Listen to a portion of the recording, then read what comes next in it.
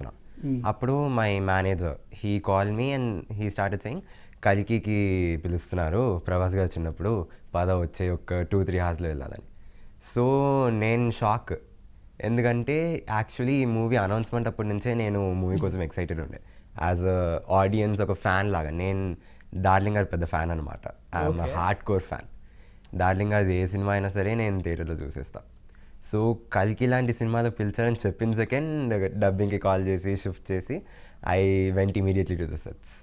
అట్లా వచ్చిందనమాట. అట్లా వచ్చింది. సో అంటే ఆ 5 minutes రోల్ లేకపోతే ఆ 10 minutes రోల్ అయినా సరే ఇట్స్ లైక్ ఒక ప్రివిలేజ్ మోస్తున్నట్టు అనిపిస్తుంది. ఎందుకంటే రెబల్ స్టార్ ప్రభాస్ గారి చైల్డ్హుడ్ క్యారెక్టర్ అంటే అంత ఈజీ అండ్ అంత ఆషామాషి అయితే కాదు నాకు తెలిసి. సో దానికంటే ఒక బరువు ఉంటుంది కదా, ఎలా మోసావు దాన్ని?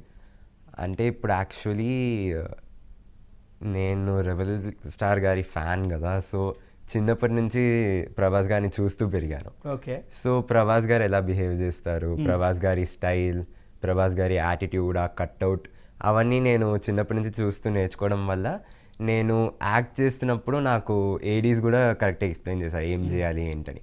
ప్లస్ కల్కి 2898 ఏడీ సెట్స్ ఎట్లా ఉందంటే అక్కడ మనం వెళ్తేనే ఆ వరల్డ్ లోపల వెళ్ళిపోయినట్టుండే నాకు. ఓకే. సో ఆ సెట్స్లో అడుగు పెట్టిన సెకండ్ నాకు భైరవ అని చెప్పి ఆ క్యారెక్టర్ లోపల వెళ్ళిపోయా. So it was quite easy. Okay. How is a working experience with Nag Ashwin garu అంటే ఏం చెప్తావు? నాగశ్విన్ గారితో వర్క్ చేయడం was a true honour for me. ఎందుకంటే Nag Ashwin garu he is a really simple and humble person. 600 crores పెట్టి ఒక ఇంత పెద్ద experimental film which is never seen in India, ఒక సైఫై కాన్సెప్ట్ మైథాలజీని కలిపి ఇంత పెద్ద సినిమా తీస్తున్నారు అతను. అండ్ సార్ దగ్గర పని చేస్తూ it was a crazy experience. Sir వచ్చి ఏదైనా సింపుల్గా కామ్గా ప్రశాంతంగా చెప్తుండే.